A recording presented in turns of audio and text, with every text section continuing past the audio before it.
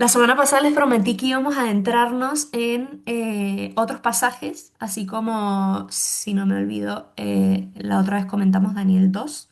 Ya terminamos de ver como la panorámica de Daniel, pero nos vamos a meter en algunos pasajes que son especialmente significativos o que la historia de la tradición cristiana le ha dado especial énfasis.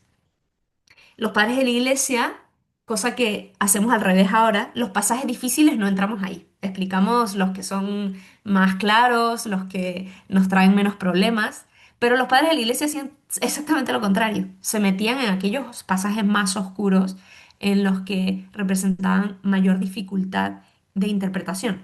Esto no es algo que debemos hacer nosotros solos. De hecho, yo tampoco lo hago sola. Yo lo hago acompañada por personas que, bueno, que se han dedicado a esto y que han bebido de la tradición de la iglesia, de cómo se han interpretado estos pasajes un poco más complicados.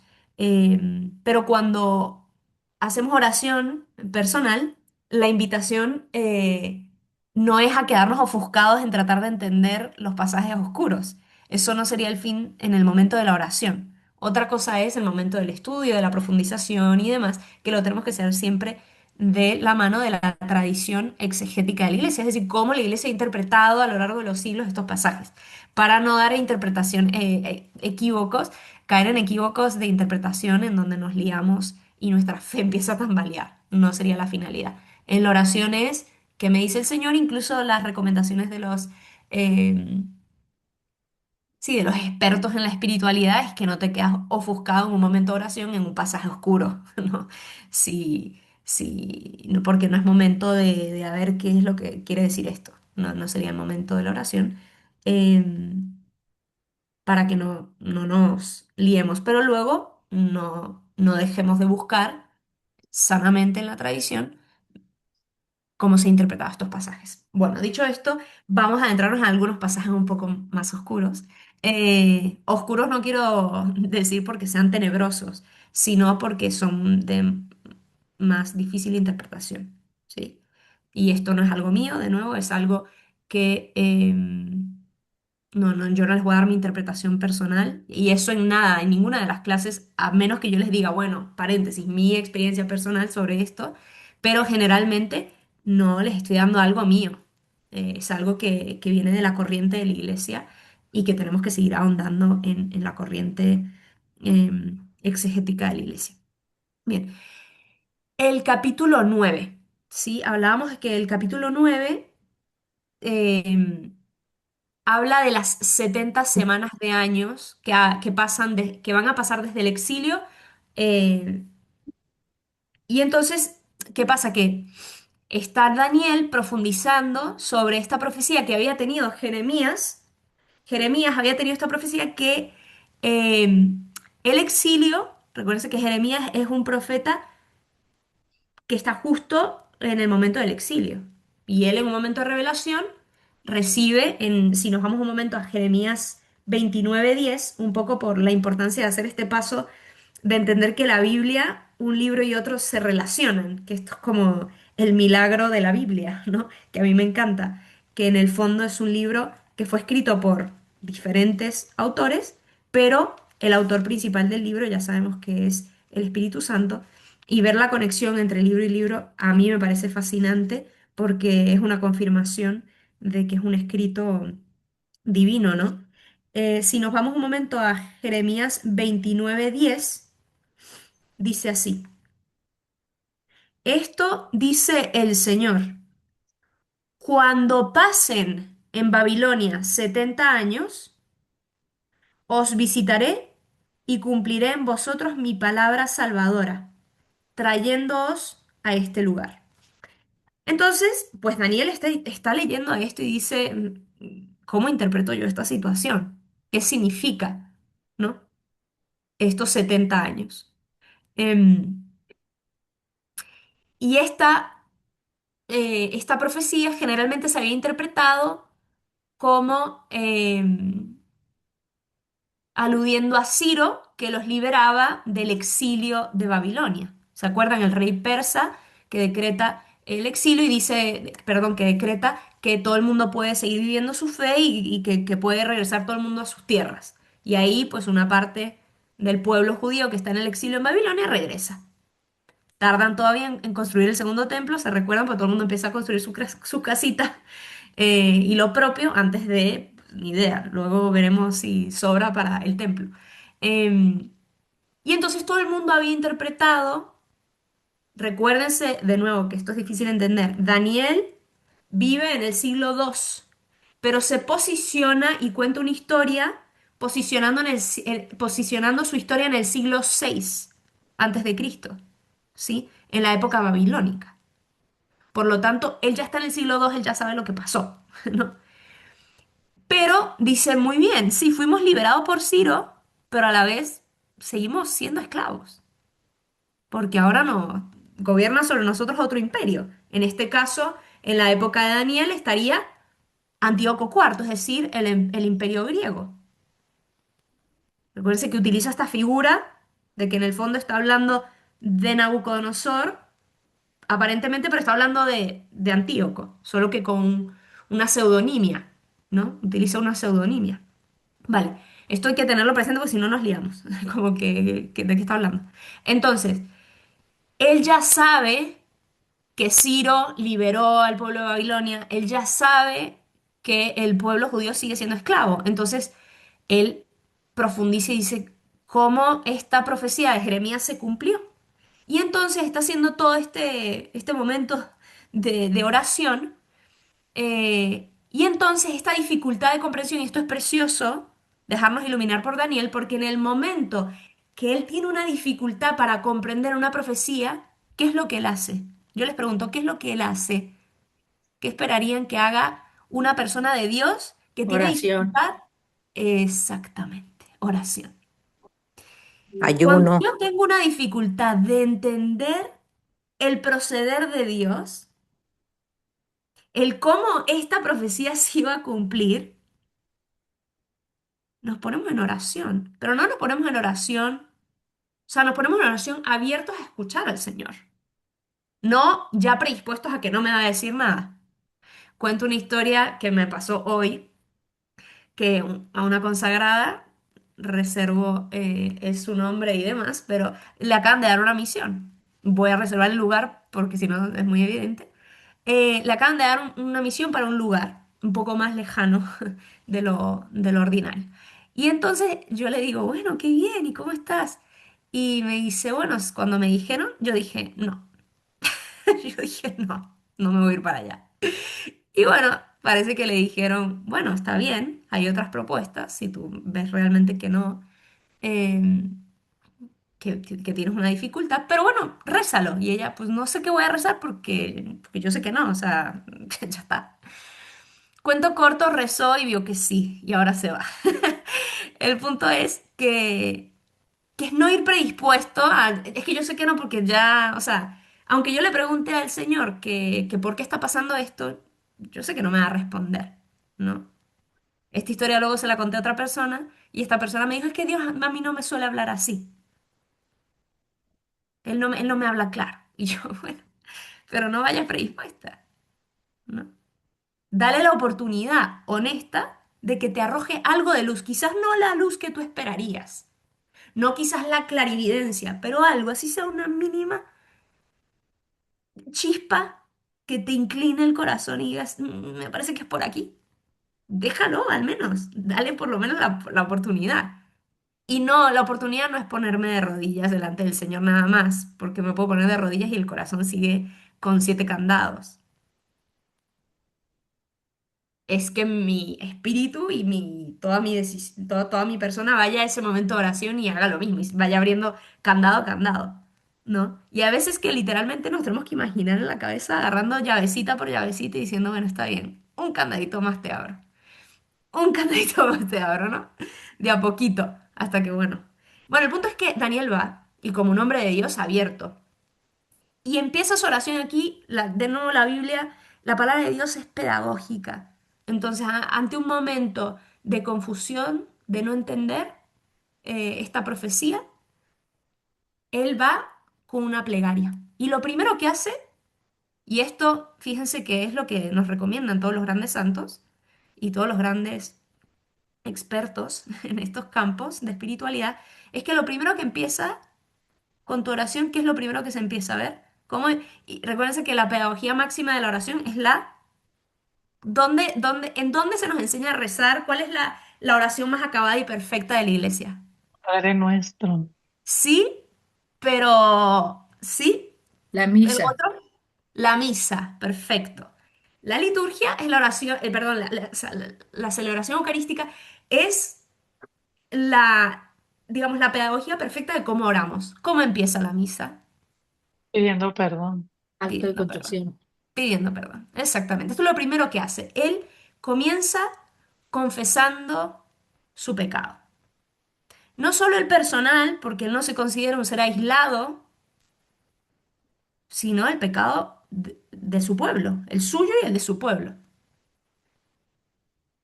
Pasó algo en mi casa y yo fui a pedirle perdón a una persona que fue afectada por algo de la comunidad. Y una persona me dice, pero ¿por qué pediste tu perdón si tú no tenías nada que ver? ¿Es de mi comunidad? Yo tengo que ver. O sea, no sé si han visto un video, sí, yo creo que yo les he hablado de esto, de este tema, ya saben que yo estoy haciendo mi investigación ahora por el máster que estoy haciendo en el tema del Cristo total. Entonces, obviamente, todo les voy a hablar de la dimensión corporativa, no todo, porque pues estoy profundizando nada más en ese tema y que va a ser el tema de mi vida, yo creo, pero bueno, el punto es que yo creo que se los mostré en donde un hombre creo que asesinó a otra persona. Esto actual, ¿eh? Bueno, bastante actual. Y, y van todos los hombres de la familia del asesino a arrodillarse a la puerta de la familia que perdió su hijo, como una conciencia corporativa. Si mi hermano, si mi hijo, si mi sobrino, si mi nieto falló, es verdad que no es mi pecado, pero en cierta forma yo también soy responsable.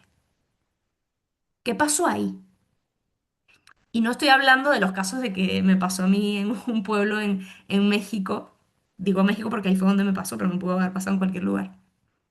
Que, que un sacerdote no permitía que el hijo que una persona bautizara a su hijo porque su papá estaba divorciado. Digo, ya va, tampoco, tampoco, ¿sabes? Eh, no, no podemos permitir eso tampoco. No, no estamos hablando de ese tipo de aplicaciones. Eh, pero, o sea, como tú no puedes bautizar a tu hijo porque tus papás están divorciados. Y, bueno, ajá, ¿y yo qué? ¿Sabes?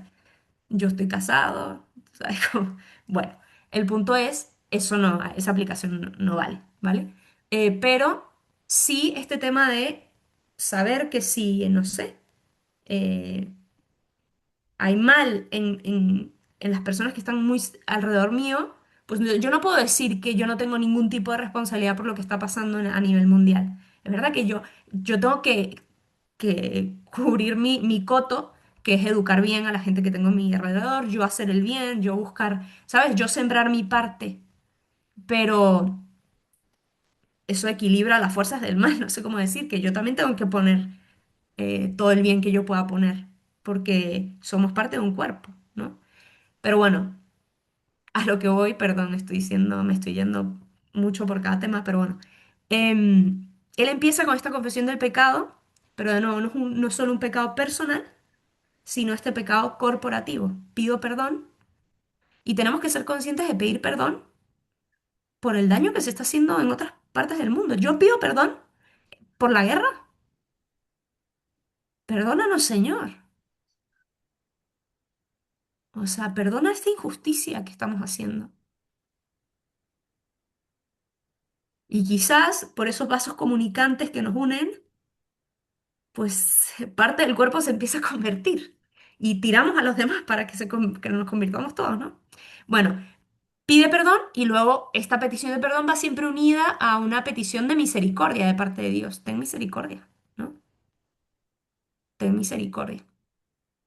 Y de ahí viene la intervención divina. Fíjense que la petición de perdón suaviza el corazón, lo abre, y lo dispone en la propia miseria a abrirse al Señor y pedir, manifiéstate, Señor. Y gracias a eso, como uno se pone como terreno abierto, puede recibir la semilla de la intervención divina. Y es lo que ocurre, ¿no? Y se le aparece un ángel, el arcángel, de hecho. El mismo arcángel que le había hablado unos capítulos antes a Daniel, pero antes no se había manifestado con su nombre. Aquí ya se dice que se llama Gabriel. Tremendo, espectacular, porque la angeliología en el libro de Daniel hace un salto enorme de lo que conocemos en el Antiguo Testamento. O sea, mucho, el otro día una de mis hermanas de sangre me preguntaba sobre el tema de los ángeles, ¿no? Y ahorita el tema de los ángeles está muy unido a temas medio eh, sincretistas, es decir, muy Ujú. mezclado con otros temas. Me decía, ¿cómo sé que si viene de la fe, que no? Y la mandé a leer Tobías. Eh, no sé si se lo leyó, espero que sí. Pero porque nos gusta este tema de tener un ángel de la guarda. Nos sentimos, o sea, como que hay algo ahí, bueno, que es positivo, ¿no? Pero tenemos que fundamentar bien nuestra angeliología y aquí nos dan algunos datos bastante importantes sobre el desarrollo de este tema. Eh, pero bueno, se aparece Gabriel, el mismo que anunció a la Virgen, ¿no? Y esto es espectacular porque entonces Gabriel en el Nuevo Testamento no sale como un champiñón, sino que ya tenemos de dónde enraizarlo. Y él es Mari, sí, Mari, perdón, ¿Tobías todo? ¿Hay que leer todo el libro o hay uno específico que Tobías, ¿te acuerdas que aparece el ángel, el arcángel Rafael? Ajá, pero qué, Bueno, ¿cuál ahí, número? ahí ¿Cuál no le número dan, es ese? el Tobías es cortito y es hasta simpático leértelo, entonces eso se le da como, ese te lo lees, en serio, te lo lees en media hora, menos de media hora te lo lees, no es broma. Y un evangelio completo en 2 horas te lo lees, pero menos, así, de corridito. Eh, Ya lo bueno, leí. si no tenemos capacidad de concentración, pues hacemos media hora cada día y ya está. Pero no es tan complicado. No, en serio, todavía es sencillo de leer y es corto. Y Ruth te lo lees en 10 minutos. O sea, hay libros que realmente te los lees en muy poco tiempo. Y es bonito leerse algún libro de la Biblia entero de corrido. Es una experiencia bonita y vas agarrándole gusto a la cosa.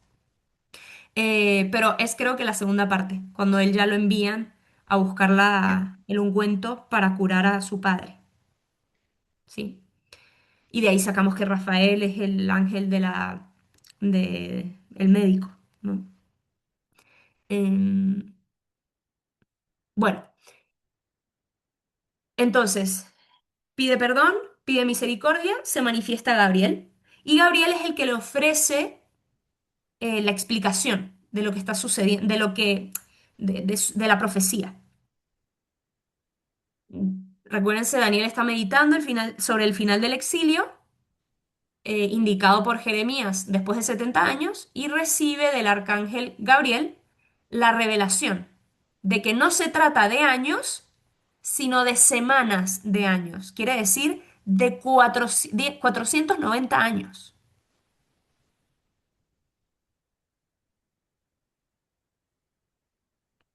Entonces, esta, em, sin duda, esta escena ocupa un lugar central en todo el conjunto de textos bíblicos que mencionan figuras angélicas. ¿Sí? Que están un poquito más desarrolladas. Es muy interesante hacer un ejercicio, por ejemplo, bíblico, que es, quiero ver en la Biblia dónde aparece el tema de los ángeles. Y entonces extraigo de los diferentes libros, eso generalmente es lo que se hace en un estudio, por ejemplo, extraigo de los diferentes libros, todos los libros que hablan de los ángeles y veo qué relación tiene uno con el otro, ¿no? Pero, por ejemplo, también puede ser sobre una virtud, puede ser sobre lo que sea. Em, Esto es un ejercicio muy bonito eh, para hacer. Y ahorita con todas las tecnologías que tenemos es bastante más sencillo. Eh, bien, entonces el ángel, que es el intérprete, es el que interpreta, el que manifiesta el mensaje divino. Él, como ya dije, apareció ya en Daniel 7, pero no dice su nombre. ¿Se acuerdan que hay un ángel que se aparece y explica el significado de las cuatro bestias y el tema del Hijo del Hombre? Ah, porque Daniel, igual que tú y que yo, tuvo una aparición y él no entendió nada. Y el ángel es el que le da una interpretación. Esto también es precioso porque tenemos que entender dos cosas. Que hay veces que los mensajes de Dios son oscuros y una segunda cosa es que el texto o la imagen necesita una interpretación y necesita una interpretación certificada, ¿sí? Nosotros no somos protestantes, por lo tanto no hay una libre interpretación, como ellos que sí la tienen. Ojo, porque a veces nosotros caemos un poquito en lo protestante. Y a veces cuando tenemos un momento de reflexionar la palabra, sin querer, podemos caer en interpretación libre, ¿no? Ni idea, a mí me dice, como me leí las tentaciones y salta la de que le dice el demonio, salta del alero del templo. Ah, yo me siento llamada a saltar del alero del templo. Espera, o sea, es una interpretación libre absolutamente, o sea, ¿no? Como no, mi interpretación, que es válida porque yo puedo orar yo personalmente, tiene que venir acompañada de la interpretación que se le ha dado a ese pasaje a lo largo de los siglos. Porque si no, quizás me estoy saliendo de la tradición y me estoy yo inventando mi Dios, ¿no?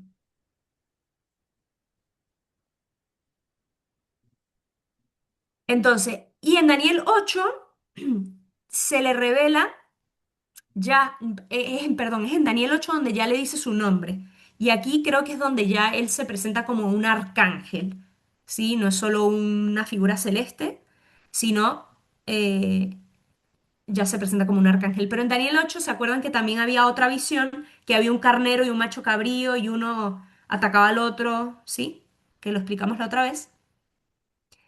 Eh, pero lo importante es que de todo el texto es que el ángel le dice a Daniel que le va a revelar lo que significa la profecía debido a la eficacia de la oración de Daniel.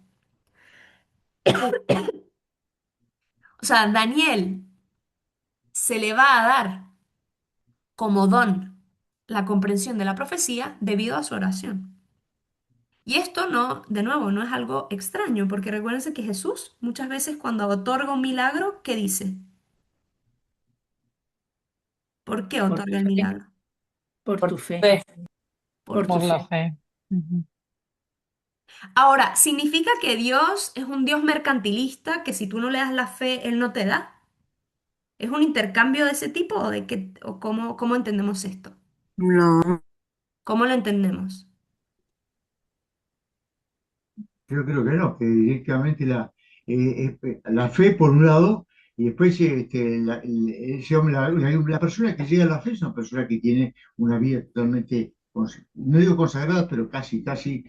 Entonces yo creo que evidentemente si vos llegas a eso, Dios elegirá entre ellos, aparte Pero de entonces es otros un que... tema meritorio, es un tema meritorio. Como tú tienes fe, lo mereces, entonces yo me revelo a ti. No, No. no, no, no, Ok, Victorio, no, no. Por la gracia que Dios quiere darte a vos por eso. Él elige, no es por tus méritos, sino por Él quiere elegirte por lo que sea, ¿no? Ando a entenderlo bien, pero yo lo veo de esa manera. vale, a ver, ¿alguien tiene otra Un idea? don y Sí, él puede hacer lo que quiere cuando quiere, y usar la poquita fe que tengamos. No hace falta un montón de fe, solo Ok. la fe de abrirnos.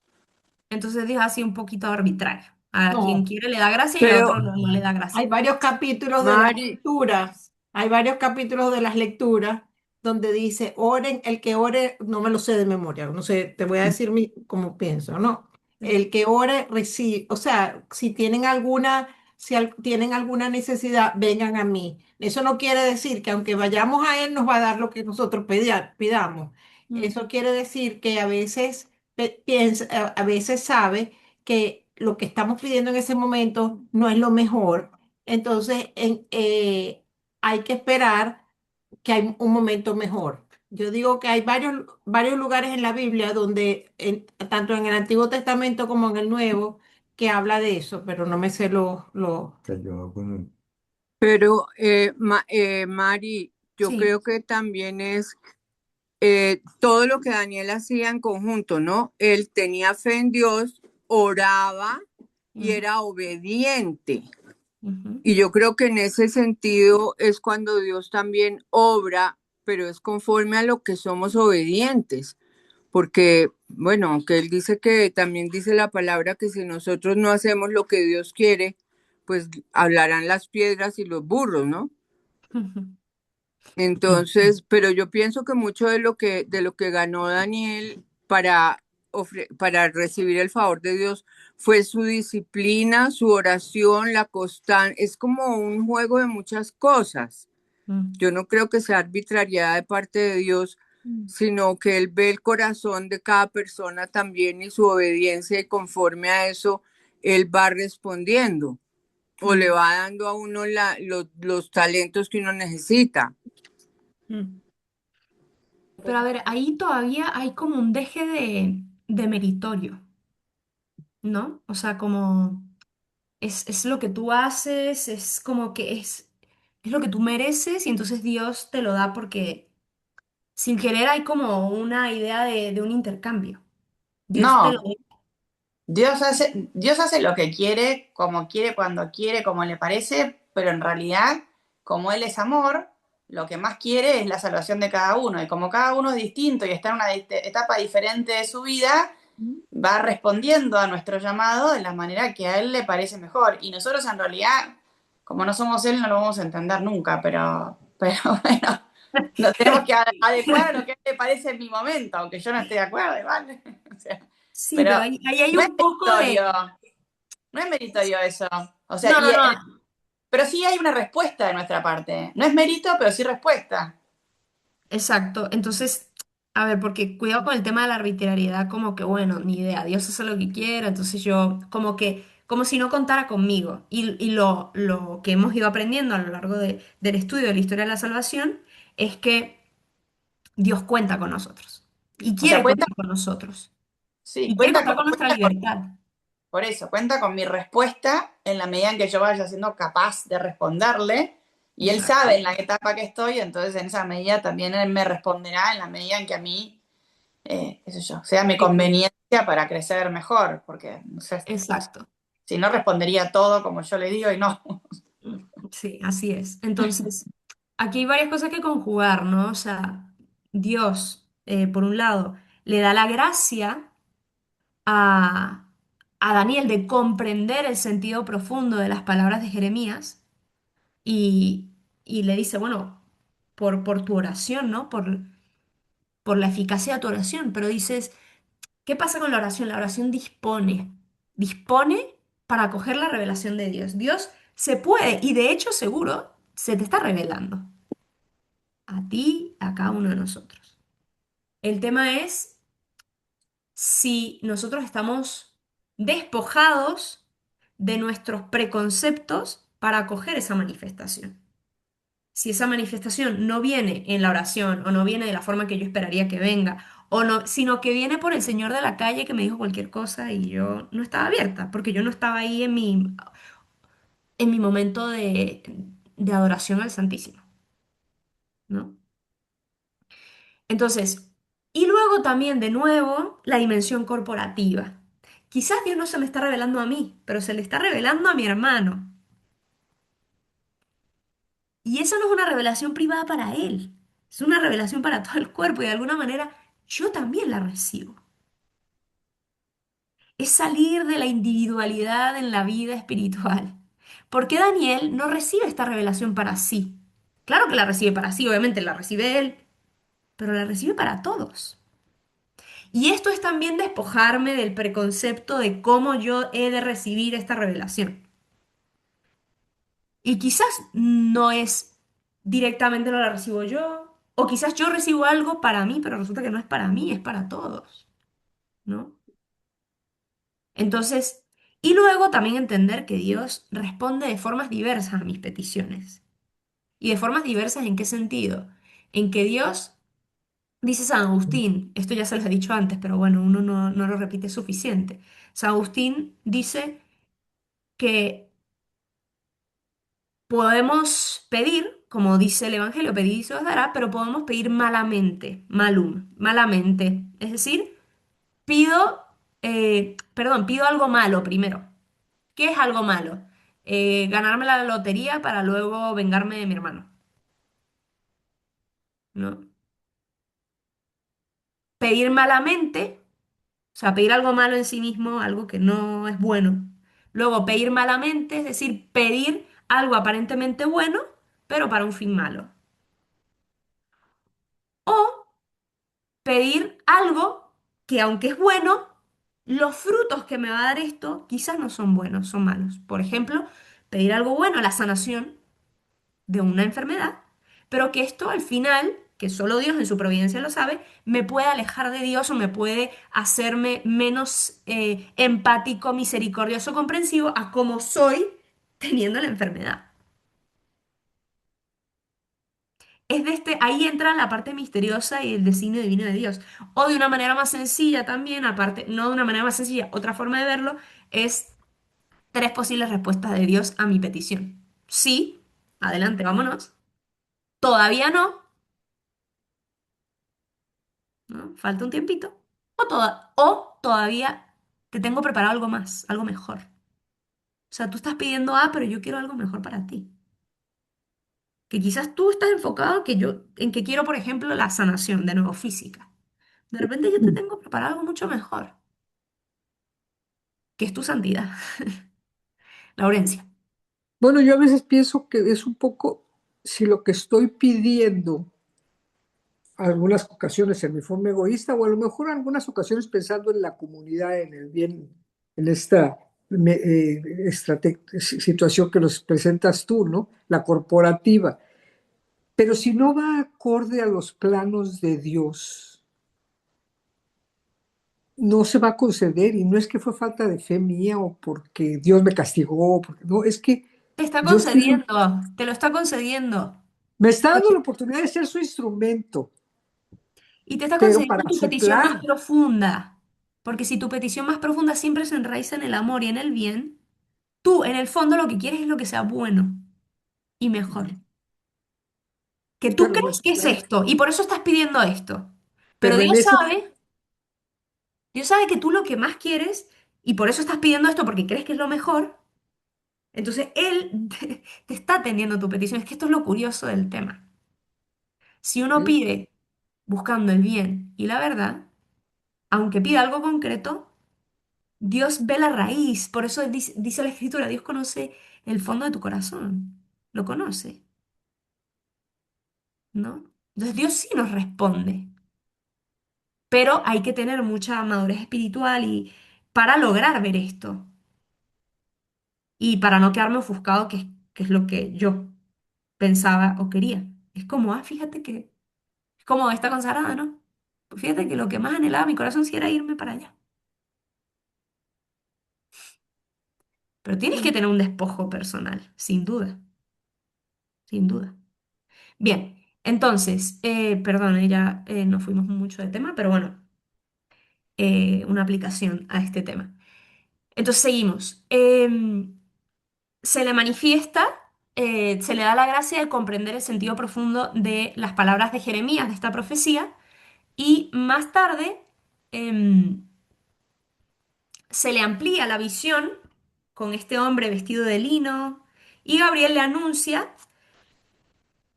perdón, Gabriel, sí, Gabriel le anuncia a Daniel eh, que él ha sido encargado de manifestarle lo que ocurrirá al pueblo al final de los días. Entonces es una revelación escatológica, es decir, de algo que no va a suceder ya, sino al final de los tiempos. Y por lo tanto, eso es propio de la literatura apocalíptica. Va muy unido al tema escatológico, ¿sí? Constantemente va unido a este tema del final de los días, de los tiempos. Bien. Esta función de intérprete de Gabriel continúa durante todo el capítulo 11 y también durante el capítulo 12, que es esta aparición del hombre, del Hijo del Hombre, que lo vamos a profundizar más adelante. Se ofrecen como dos dataciones puntuales sobre el tema del final de los días, ¿no? Como la pregunta es, ¿cuál es este final de los días? El final de los días va a estar vinculado a, a la abominación de la desolación, es decir, a este altar pagano que se va a meter en el templo, porque eso ya estaba ocurriendo en ese momento, en época de Daniel. Entonces Daniel dice, ya llegamos al final de los tiempos, o sea, esto ya no puede haber algo peor que esto. Y le dice, bueno, eh, mm, sí hay algo que va a marcar esto, pero no es el final de los tiempos. Y le dice, después de la abominación de la desolación, el altar este pagano, que le decían así, van a pasar una cantidad de días, muchos, de hecho, 1300, bueno, no me acuerdo. A la par aparece otro ángel, que es el ángel Miguel, que se habla que este ángel es el ángel protector de Israel. De ahí surge el tema de la angeliología, que los pueblos, no solo la persona, pero yo tengo un ángel de la guarda, pero también se conoce el ángel de las naciones. Cada nación tiene un ángel, ¿sí? Esto lo conocemos por Daniel. El libro también nos habla de, bueno, a Miguel lo presenta como uno de los príncipes supremos o incluso el gran príncipe. Entonces, todo este tema de la angeliología que tenemos del arcángel Miguel viene mucho de aquí. El libro también nos habla de que va a haber un ejército de los cielos, que van a haber ángeles protectores de las naciones. Y nos habla en concreto del príncipe, es decir, el ángel de Persia y de Grecia. Entonces, como ven, como les dije, aquí va a haber un salto cualitativo en todo este tema de la angeliología, ¿sí? Aparece ya el nombre arcángel, que tiene características personales, es como un ángel que tiene figura personal, como un hombre. Y su función, o sea, la función de los ángeles, y aquí importante, es llevar a los hombres mensajes divinos. Es decir, tienen una función profética, como encargado del asamblea o del consejo divino, como el presencia, el ángel está como presente en el consejo divino y viene a anunciarlo. Entonces, está bien decir, creo que mi ángel me está diciendo que no por aquí. Sí, está bien. Es católico. Sí. También está bien agradecerle al ángel. Por supuesto que está muy bien. Cuando sabes que estuviste a punto de pasar un accidente espantoso, o que, bueno, ahí claro que hay que agradecerle. Claro, tenemos un ángel. Imagínense qué tan valioso puede ser el hombre, que ya sabemos que está hecho imagen y semejanza, pero aparte que Dios designó a una criatura angélica a cuidarnos. Si nos ponemos a meditar sobre este tema, un día precioso para hacerlo es el 2 de octubre, es precioso. O sea, ¿cuánto nos ama Dios? Que nos puso un ángel para cuidarnos. Y finalmente se nos muestra también en un momento de angustia, de persecución para Israel, que la revelación final, es decir, la manifestación final de Dios va a ser favorable para Jerusalén. Y aparece como en un díptico, en donde habla de la eliminación del pecado. Dice que Dios va a eliminar el delito, el pecado, la iniquidad, es decir, todo el mal lo va a eliminar y va a aparecer el bien, la justicia eterna. Y esto va muy en consonancia con nuestros deseos más profundos. ¿Quién no desea la justicia verdadera? Si hay algo que es universalmente humano, indistintamente de la profesión de fe que tenemos, es este tema de la justicia. Hay algo que nos parece que está mal cuando alguien muere sin haber recibido justicia, tanto para bien como para mal. Una persona que merecía, por ejemplo, un castigo, e incluso ponte tú que recibió un castigo humano, pero hizo tanto daño que es que no. Y no es un tema de venganza, es un tema de que hay algo que no nos cierra. O sea, hay algo que no está bien. ¿Sabes? Como que no. Igual que cuando un inocente muere de forma cruenta, también hay algo que es que no está bien.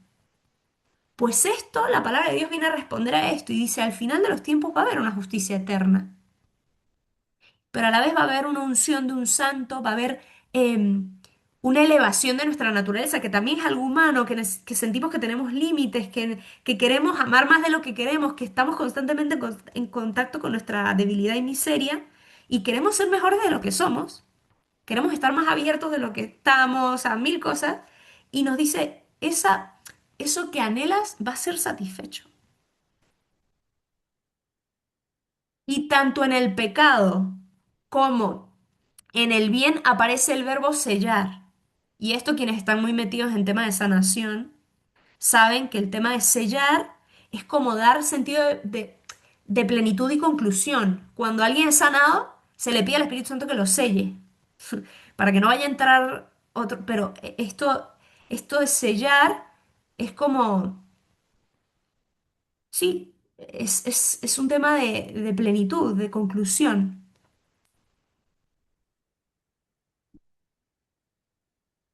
Y de hecho, esto en este contexto quiere decir estos 490 años y demás que tienen que pasar, va a estar muy vinculado al tema de la destrucción del segundo templo. Y en el fondo, después del segundo templo, no vuelve a haber ni profetas, ni vuelve a haber templo para el pueblo judío. No más. Y esto es fuerte, ¿no? Que se cumple esta profecía en la historia de Israel.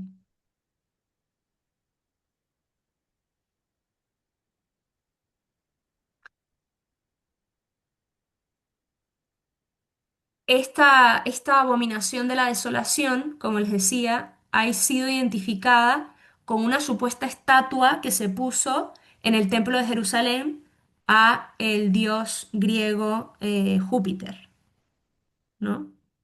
Pero en realidad, estudios más recientes creen que lo que se hizo no fue meter una estatua de un dios griego dentro del templo, sino que se puso un altar pagano sobre el altar judío. Y esta profanación quizás es peor. ¿Por qué? Porque se hacía un sincretismo. Quien quería adorar al dios griego lo hacía, quien quería adorar al dios judío lo hacía. Y poniendo un paralelismo entre los dioses. Que un poco es lo que nosotros vivimos una gran época sincretista. Todo está como, "Ah, tú quieres adorar a esto, adorar a ello". Bueno, da igual. Cada quien que sea libre y con tal de que tú no te metas conmigo, todo bien, ¿no? Como que todo está al mismo nivel, ¿no? Bien, esto con respecto a lo más interesante, como ven, de este capítulo es el tema de la angeliología, ¿sí? Que ahí nos da mucha luz. Y también, obviamente, todo este tema de la oración de Daniel y todo el proceso espiritual de lo que hemos estado hablando al inicio. Otro capítulo interesante que vamos a profundizar un poco es el tema de, más que un capítulo, es como una fracción que les hablé de esta alusión clarísima que se hace a la resurrección, a la resurrección, que es en Daniel 12. Recuérdense que si bien muchos estudiosos creen que desde el inicio había en el pueblo de Israel una esperanza de vida después de la muerte, ya había una fe en una posible vida después de la muerte, también quizás muy influida por las culturas egipcias y demás que había esta fe. ¿Sí? Recuérdense que las momias las enterraban con todas sus riquezas y demás porque pues consideraban que había una vida después de la muerte. Entonces, sin duda, en Israel muchos sostienen que ya había una creencia desde el inicio de una vida después de la muerte, que esta creencia de la vida después de la muerte tenía que ser purificada, sin duda, porque no tenían claro el cómo. ¿Cómo iba a ser esto? ¿Iba a ser con este mismo cuerpo, de esta misma manera, y por eso tengo que meter en el ataúd mis riquezas? O como lo hacían peor los egipcios, que los enterraban con toda su familia? Viva, ¿eh? Se muere el faraón y enterramos a toda la familia, porque claro, como hay una creencia después de la muerte, pues lleguemos todos como familia. Esto tendría que ser purificado sin duda. pero vamos a ir viendo que no es algo, este tema de la resurrección no sale de la nada, sale de una creencia incipiente a ser purificado, pero sale desde el inicio. Hay otras corrientes teológicas que le van a decir no. Hay un salto cualitativo del Antiguo Testamento al Nuevo Testamento, pero los textos, si se fijan en los textos, nos van a decir lo contrario. De hecho, por ver un ejemplo, en Hebreos, la carta a los Hebreos, capítulo, ya les digo, creo que es el 11, sí, aquí, a ver, Enoch, aquí está. Eh,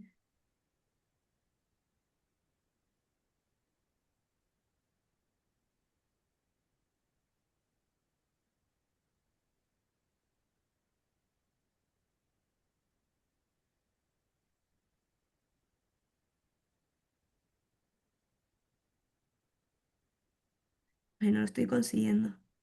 Mm, Bueno, luego si no lo pueden buscar, pero... Ah, sí, aquí está. 11, Hebreos 11:19. Abraham, es decir, el primerito. Está hablando Hebreos de todos, está haciendo como un recorrido por toda la historia de la salvación. Este pasaje ya lo hemos leído en alguna ocasión porque es un resumen precioso de toda la historia de la salvación.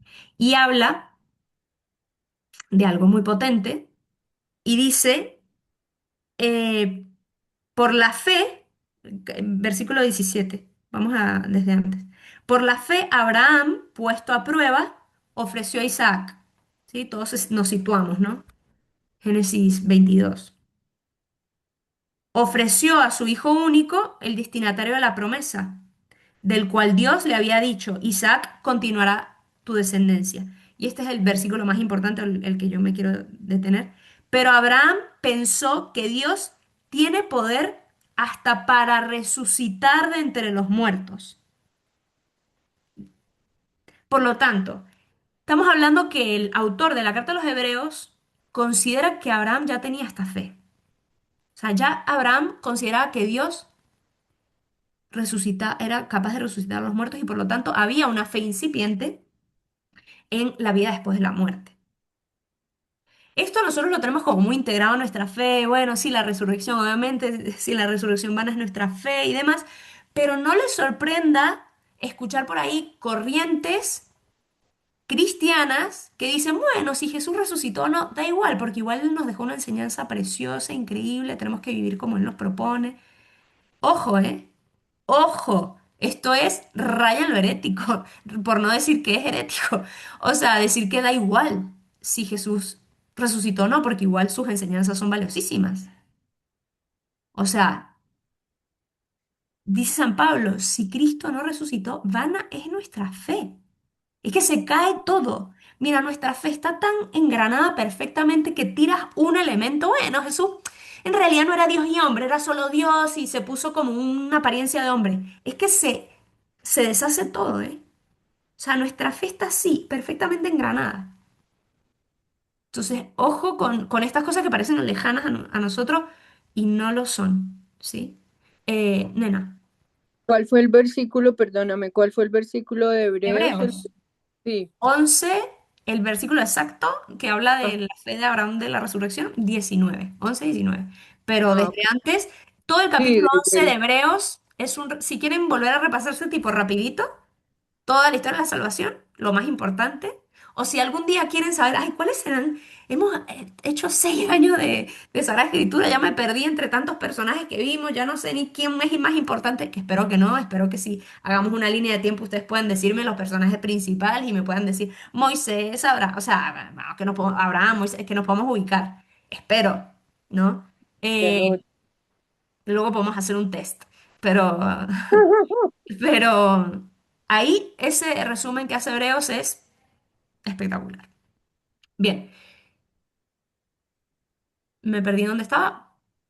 ¿Qué le está diciendo? Lo De que último que dijiste fue lo de San nosotros Pablo. separábamos la fe de Ah, no, el que tema de la resurrección.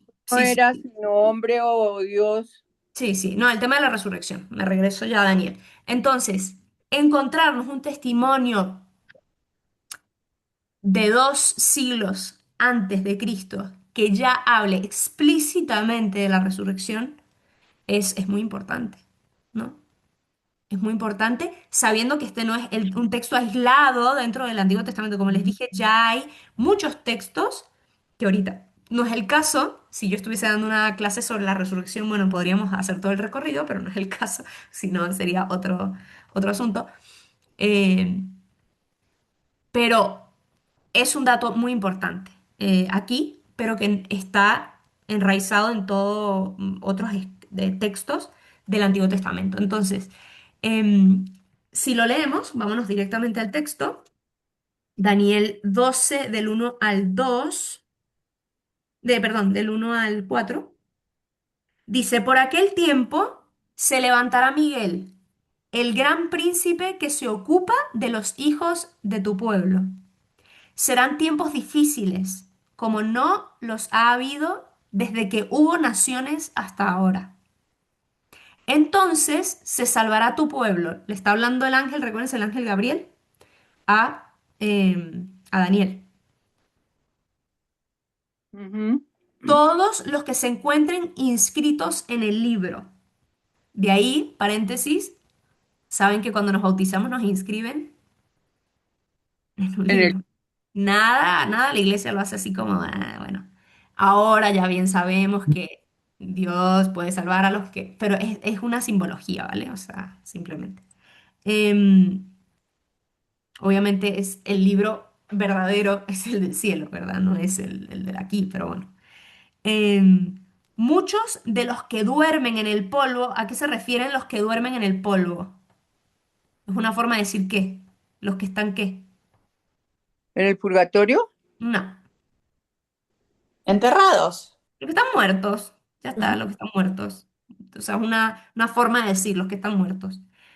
Muchos de los que duermen en el polvo de la tierra despertarán, unos para la vida eterna, otros para vergüenza e ignominia perpetua. Los sabios brillarán como el fulgor del firmamento y los que enseñaron a muchos la justicia como las estrellas por toda la eternidad. María, ¿te puedo decir una cosa? Sí, Ahí cuando habla la ignominia perpetua, está hablando directamente del infierno. Pero no sé por qué decías vos que había gente que discute el infierno, más de una pasaje, tanto el Antiguo Testamento como el Nuevo, lo tiene, que lo habla. Acá ignominia perpetua no está. tal O sea cual. que Es que, a dudar que ver, no hay, disculpame, dudar que no hay, existe el infierno, no es una no, payasada, no, no, no, no, eso, no, eh, es muy concreto, ¿verdad? esto es un dato de fe. El infierno existe. Lo que no es un dato de fe es que de hecho nosotros sepamos que hay un ser humano, sabemos que hay demonios, hay personas en el infierno. Yo no, en la iglesia nunca ha confirmado, fulanito está en el infierno. Ujú. Guarda silencio. Eso no significa que no haya nadie, ni significa que no exista el lugar. El lugar existe. Me llama la atención que estuviera vacío el infierno, entonces si fuera así, Bueno, se puede pensar que está vacío, me llama la atención, ¿verdad? no, no, no sabemos. Vacío no está porque están los demonios. Y bueno, claro, los ángeles que se Vacío avergüenzan, no porque está. Ahora, que la exacto, iglesia nunca se ha pronunciado para decir quién está. Tampoco se ha no, pronunciado para decir está vacío. No se pronuncia.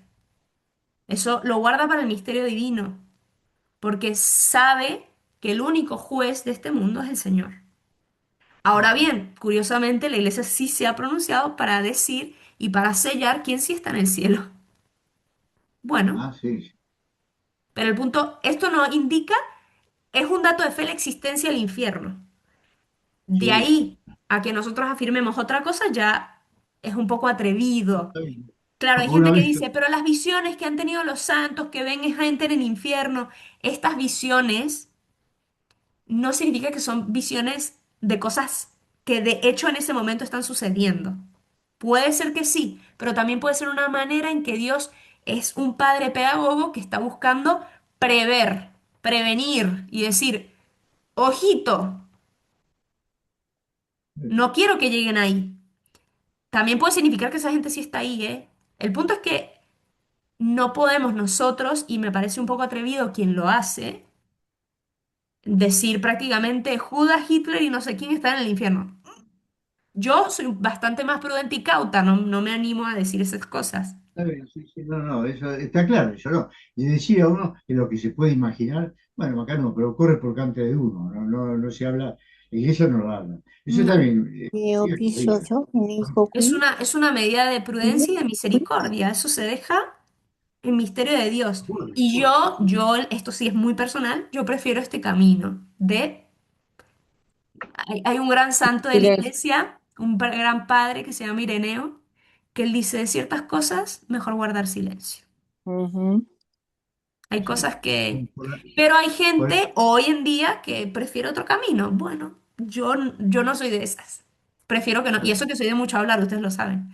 Pero pero- hay ciertas cosas que prefiero no. Y no por miedo, ¿eh? Porque no es un tema de miedo, es un tema por prudencia, por prudencia.